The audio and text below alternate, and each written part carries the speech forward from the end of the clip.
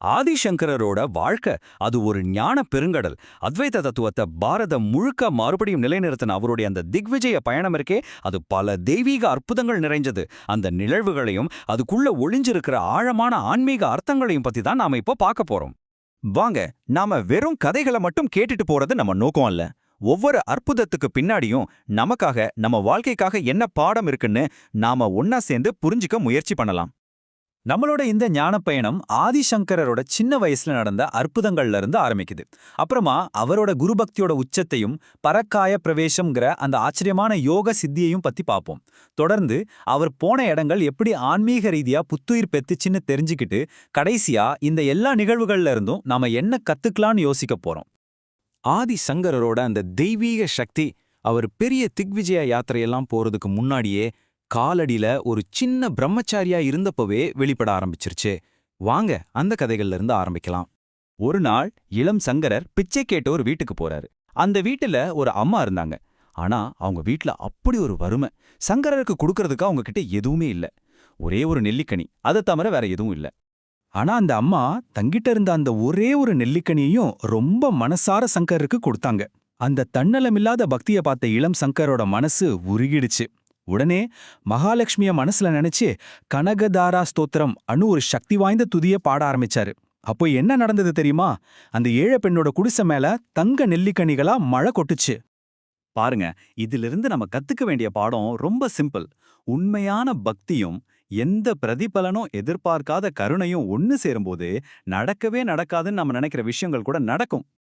இன்னொரு சமயம் சங்கரரோட அம்மாவுக்கு வயசாயிடுச்சு. அவங்க தினமும் குளிக்கிறதுக்காக ரொம்ப தூரம் நடந்து பூர்ணா நதிக்கு போக ரொம்ப கஷ்டப்பட்டாங்க. தன் அம்மாவோட கஷ்டத்தை பார்த்த சங்கரர் மனமுருகி பிரார்த்தனை பண்ண அந்த பூர்ணா நதியே தன்னோட பாதையை மாத்திக்கிட்டு அவங்க வீட்டு பக்கத்திலேயே ஓட ஆரம்பிச்சதுன்னா பாருங்களேன். சரி, இப்போ சங்கரர் தன்னோட குருவான கோவிந்த பகவத்பாதரை சந்திச்ச காலத்துக்கு போலாம். நர்மதை நதிக்கரையில நடந்த ஒரு நிறைவரான சம்பவம் இது. சங்கரரோட குரு ஒரு குகைக்குள்ள ஆழமான தியானத்துல இருந்தாரு. அப்போ திடீர்னு நர்மதை நதியில பயங்கரமான வெள்ளம் குகைய முழுசா முழுகடிச்சிடுமோன்னு ஒரு ஆபாயம். மத்த சீடர்களுக்கு என்ன பண்றதுன்னே தெரியல. குருவோட தியானத்தை கலைக்கலாமா வேண்டாமான்னு தவிச்சு போனாங்க. ஆனா சங்கரர் ரொம்ப அமைதியா முழு நம்பிக்கையோட தன் கையிலிருந்த கமண்டலத்தை எடுத்து குகைய வாசல்ல வச்சாரு. நம்ப முடியுதா? அந்த சின்ன பாத்திரம் அத்தனை பெரிய வெள்ளத்தையும் தனக்குள்ள இழுத்துக்கிட்டு தன் குருவை காப்பாத்துச்சு. இதுதான் ஒரு சிஷ்யனோட குருபக்தியோட சக்தி. சரி, இப்போ நாம பார்க்க போறது ஆதிசங்கரரோட வாழ்க்கையில நடந்த ரொம்பவே ஆழமான தத்துவார்த்தமான ஒரு அற்புதம். அதுதான் பரகாய பிரவேசம். அதாவது தன்னோட உடம்ப விட்டுட்டு இன்னொருத்தரோட உடம்புக்குள்ள நுழையிறது. ஒரு தடவை ஒரு பண்டிதர் சங்கரர்கிட்ட ஒரு சவாலே விடுத்தாரு. அவர் கேட்டாரு, நீங்க ஒரு சந்நியாசி, உலக இன்பங்களை அனுபவிச்சதே இல்ல, அப்புறம் எப்படி இந்த உலக வாழ்க்கை ஒரு மாயைன்னு இவ்வளவு உறுதியா சொல்றீங்க அப்படின்னு கேட்டாரு. அந்த சவாலை ஏத்துக்கிட்ட சங்கரர் தன்னோட உடலை ஒரு குகையில சீடர்கள் கிட்ட பத்திரமா பாத்துக்க சொல்லிட்டு தன்னோட யோக சக்தி மூலமா கொஞ்ச நேரத்துக்கு முன்னாடி இறந்தா அமுருகன்னு ஒரு ராஜாவோட உடம்புக்குள்ள புகுந்தாரு. அந்த ராஜா உடம்புல இருந்து உலகத்தில் இருக்கிற எல்லா சுக துக்கத்தையும் அனுபவிச்சாரு. ஆனா இதுல ரொம்ப முக்கியமான விஷயம் என்னன்னா, அவர் எதையும் அனுபவிச்சாலும் அதுல கொஞ்சம் கூட ஒட்டிக்கவே இல்ல. எல்லாத்தையும் ஒரு சாட்சி மாதிரி, அதாவது ஒரு பார்வையாளன் மாதிரி தள்ளி நின்னு கவனிச்சாரு. இது மூலமா அவர் என்ன நிரூபிச்சாருன்னா, நம்மளோட உண்மையான ஆத்மா இந்த உடம்புக்கும் மனசுக்கும் வகை அனுபவங்களுக்கும் அப்பாற்பட்டது. அது எப்பவுமே ஒரு சாட்சி மட்டும்தான். சங்கரரோட அற்புதங்கள் வெறும் தனிப்பட்ட மனிதர்களோட நிக்கல. அவர் கால் பதிச்ச இடங்கள் எல்லாமே ஒரு புது ஆன்மீக ஒளிய பெத்துச்சு. உதாரணத்துக்கு, அவர் பிறந்த காலடி கிராமம் அந்த நதிப்பாதை மாறின அற்புதத்தால ஒரு புண்ணிய க்ஷேத்திரமாவே ஆயிடுச்சு. கோகர்ணத்துல அவர் பாடின துதிகள் அந்த இடத்தோட மகிமையை இன்னும் அதிகமாக்குச்சு. அது மட்டுமல்ல, குருவாயூர் மாதிரியான இடங்கள்ல இருந்த சில கடினமான வழிபாட்டு முறைகளை எளிமைப்படுத்தி பக்திய அத்வைதத்தோட இணைச்சாரு அப்படின்னு சொல்லப்படுது. சரி, இப்போ கதைகள் எல்லாம் கேட்டாச்சு. ஆனா இந்த கதைகளுக்கு பின்னாலே நமக்காக என்ன பாடம் இருக்கு, அத பத்தி கொஞ்சம் யோசிச்சு பார்க்கலாமா? அந்த கனகதாரா அற்புதத்தை எடுத்துக்குங்க. அது எப்படி நடந்தது? ஒரு ஏழை பெண் தன்கிட்ட இருந்த ஒன்னையும் மனசார தானம் செஞ்சதால நடந்தது.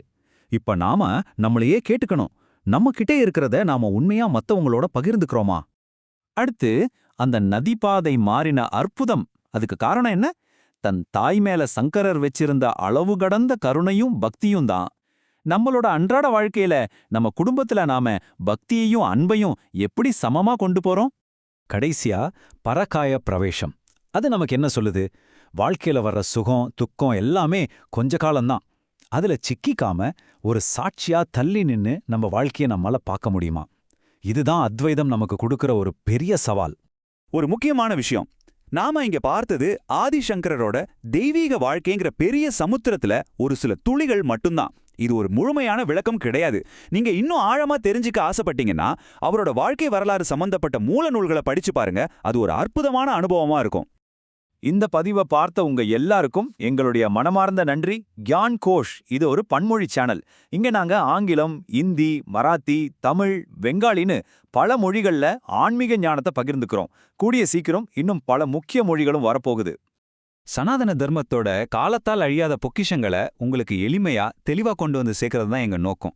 எங்க சேனல்ல ஸ்ரீமத் பாகவதம், பகவத்கீதை, தேவத்தின் குரல் மாதிரியான பல ஞான நூல்கள் பத்தி தினமும் நீங்க தெரிஞ்சுக்கலாம். எங்களோட இந்த முயற்சி உங்களுக்கு பிடிச்சிருந்தா மறக்காம கியான் கோஷ்க்கு சப்ஸ்கிரைப் பண்ணுங்க. அப்பதான் எங்க வீடியோக்கள் உங்களை உடனுக்குடன் வந்து சேரும். இந்த ஞானத்தை உங்க நண்பர்கள், குடும்பத்தினர் கூட ஷேர் பண்ணுங்க, லைக் பண்ணுங்க. வாங்க, நாம எல்லாரும் ஒன்னா சேர்ந்து சனாதன தர்மத்தோட இந்த ஞான விளக்க பிரகாசமா எரிய வைப்போம். நன்றி.